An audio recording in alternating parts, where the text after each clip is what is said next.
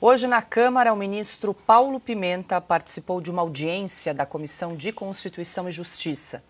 O ministro de Lula foi convidado para explicar o pedido feito pelo governo à Polícia Federal para investigar perfis que supostamente divulgaram notícias falsas sobre a tragédia do Rio Grande do Sul.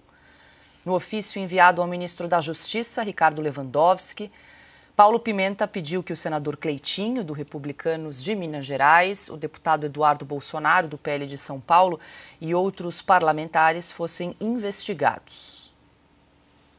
O que eu fiz foi para estancar essa verdadeira indústria de fake news que, num determinado momento, tirou e prejudicou, e as próprias Forças Armadas são testemunhas disso. A Defesa Civil do Estado é testemunha disso. Energia que poderia ter sido utilizada para salvar vidas, acabou sendo utilizada para ter que responder na imprensa, na sociedade, essa quantidade de mentira produzida. Bom, Silvio, acabou agora há pouco aí essa participação de Paulo Pimenta na CCJ da Câmara, ele então prestando esclarecimento sobre esse inquérito que foi aberto a pedido da SECOM, enquanto Paulo Pimenta era o titular da pasta, hoje ele é vamos lembrar aqui, o secretário extraordinário da reconstrução do Rio Grande do Sul. O Paulo Pimenta conseguiu provocar oposição, conseguiu algumas frases de efeito, até zombar da churrascaria que ele foi visitar, né, naquele momento de tragédia. Ele chegou a dizer o seguinte: eu gosto muito de churrasco e eu vou sempre que eu for convidado a uma churrascaria. Lembrando que ele fez isso no momento agudo da catástrofe no Rio Grande do Sul, que continua. Uma catástrofe que ainda não foi revertida, aliás, vai levar uma geração para conseguir ser revertida. Agora, com exceção do casaquinho, ele não conseguiu explicar o que ele foi fazer no Rio Grande do Sul até agora. Ele não conseguiu explicar a nomeação para ser governador postiço do estado. Um estado que tem um governador, Eduardo Leite, eleito, para que precisa de dois? Aliás, para que precisa de um governador do PT postiço, do PT biônico, justamente para tentar uma contraposição, uma antecipação do processo eleitoral de 2026 contra o próprio Eduardo Leite, por que não? Sem contar um candidato do espectro da direita que surgirá seguramente até lá. Mas para que antecipar a eleição, fazer uso político de tragédia? É um modus operandi do PT? É evidente que é. Já assistimos a filmes similares no passado, protagonizados inclusive pelo presidente Lula da Silva. Mas eu repito a pergunta, o Paulo Pimenta, que está lá tão preocupado com desinformação, ele conseguiu responder por onde começar? Porque foi isso que ele disse.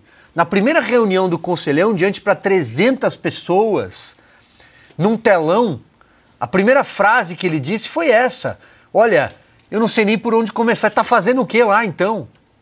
Aliás, ele está em Brasília. Por que ele não está no Rio Grande do Sul nesse momento? Por que ele não está em Canoas? Por que ele não está na capital Porto Alegre ou em outras cidades assoladas pela catástrofe, pelas chuvas? O Rio Grande do Sul ainda está debaixo d'água, ainda tem pessoas sendo procuradas.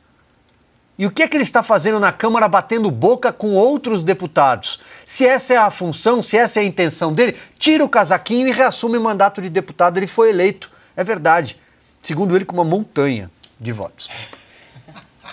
Silvio, você lembrou do Paulo Pimenta confirmando aí a presença na churrascaria em Porto Alegre, bem no meio da tragédia aí na capital gaúcha. Vamos acompanhar. Deputado, o senhor foi numa churrascaria, deputado? Fui.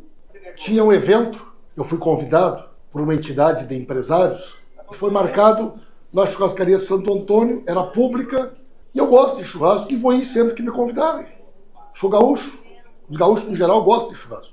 Assim como outras entidades têm me convidado para eventos e têm estimulado, inclusive, fiz uma reunião com o pessoal da Associação de Bares e Restaurantes, que as pessoas frequentem restaurantes, bares, para movimentar atividade, para não ter desemprego. Agora, o meu crime foi ter ido numa churrascaria. Olha que ponto nós chegamos. Augusto. Os flagelados também gostam de churrasco. Sim. Né? Os gaúchos que não têm o que comer... E os doadores não conseguem fazer chegar as doações ao Rio Grande do Sul, esses gostam também de churrasco. Agora eu me limito a uma pergunta. Se o governador fosse do PT, o Lula teria nomeado um governador interino? Não.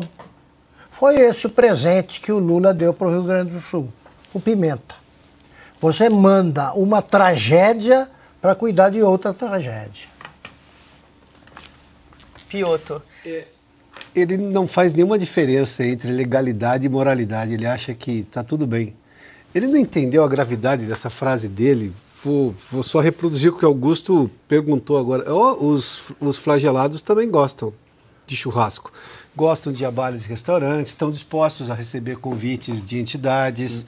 Ele não entendeu que esse não é o momento de ir lá. Ele acha que isso não é crime, ministro, se o senhor quiser discutir a questão da legalidade. Crime não é. Agora, eu vou perguntar ao senhor, o senhor acha que isso é moral? O senhor acha que isso faz sentido num momento como esse? O senhor conseguiu chegar nesse nível, sua resposta? Um pedido de desculpas, lamentavelmente acabei indo, eu achei que não haveria problema, mas não, estamos focados aqui no trabalho. Eu fico imaginando, eu citei acho que na época dos bombardeios a Londres, imagina se o Winston Churchill, por exemplo, em vez de ficar como ele determinava toda a população de Londres, ficar nos túneis do metrô para obviamente se proteger, ele ficasse perambulando pelo Hyde Park, fazendo piquenique no Hyde Park. Claro que não, mas eu não vou comparar o Winston Churchill ao senhor, eu só busquei na história uma inspiração. Inspirações fazem bem, né? O passado é bom para isso, inclusive, para aprender com o passado e, obviamente, buscar inspiração em grandes líderes. Mas, convenhamos, o senhor conseguiu colocar isso nesses termos. E sobre o que ele reclamou de parlamentares, ele conhece, quer dizer, deveria conhecer o artigo 53. Os parlamentares são invioláveis pelo que dizem. E se tem algum absurdo, tem conselho de ética dentro do Congresso Nacional, em cada uma das casas. Não é na justiça. Aí eu pergunto, como é que algum órgão judiciário dá sequência a esse tipo de coisa? Foi lá, pediu, acho que se não me engano, a Advocacia Geral da União, que reclamou ao Ministério da Justiça, que depois pediu à Polícia Federal para dar andamento à investigação, é isso? É isso. Qual é o sentido disso de fazer contra um parlamentar? Porque sim, divulgou uma notícia. Agora, várias das notícias que o governo chamou de fake, de falsas no começo, eram todas comprovadas. O governo vai pedir desculpa sobre isso? A Polícia Federal vai investigar o governo sobre isso? Ministro, convenhamos, né? Tem um trabalho para fazer. O senhor precisa prestar conta diariamente do que o senhor está fazendo e do que o senhor não fez também. Sem contar que, convenhamos, né? Governador biônico em 2024, postiço, como disse o Silvio, não dá. Tem um governador eleito lá e deixa a população do Rio Grande do Sul decidir o futuro dele na próxima eleição. Por enquanto ele tem um mandato para honrar e tem que trabalhar. Mas é com ele que se fala. Ele que tem o mandato. Legítimo, eleito e por aí vai. Pois é, Ana, vale lembrar que entre as supostas notícias falsas que foram usadas pelo ministro Paulo Pimenta, então, no comando da pasta da SECOM para justificar a abertura desse inquérito, foi a questão dos caminhões que estavam sendo parados na alfândega ali, né, para cobrança de taxas e também para o peso ali, para a pesagem dos caminhões. Da Polícia Rodoviária Federal. Caminhões com doações. Isso, exatamente. Que depois a Agência Nacional veio a público, gravou um vídeo, explicou que houve realmente a aplicação de multas, 6 multas que depois foram anuladas. Veio a público, inclusive comentamos aqui no programa. Foram outras situações também, Paula. Teve a situação daquele decreto estranhíssimo do prefeito de Canoas, um decreto que dava margem para o confisco. Se era a intenção dele, a gente não sabe. Mas o decreto dava uma margem para o confisco das doações que estavam chegando ali. E houve denúncias da população de que o decreto, que as doações estavam sendo centralizadas em um galpão, né, em um lugar da prefeitura, e por causa do barulho das pessoas, o decreto foi modificado. E o prefeito de Canoas foi numa rádio, disse que não é bem assim, e aí a população cobrou, então, que o senhor mude esse decreto, porque ele está muito mal feito. E o decreto foi modificado, exatamente pela pressão. O ministro fala, né, que gastando energia com isso, gastando energia com aquilo. Ministro, energia para prestação de contas. Vocês têm que gastar essa energia sim, porque nós pagamos o seu salário, nós pagamos o seu tempo de serviço. Então o senhor tem que gastar essa energia sim quantas vezes nós desejarmos, viu, ministro? Não é quando depois de algum trabalho, depois de alguma reunião, é quantas vezes nós desejarmos cobrar prestação de contas, vocês, os senhores, têm que prestar as contas, seja conta porque estava na churrascaria e não em um gabinete de crise, que é o que normalmente acontece nessas tragédias.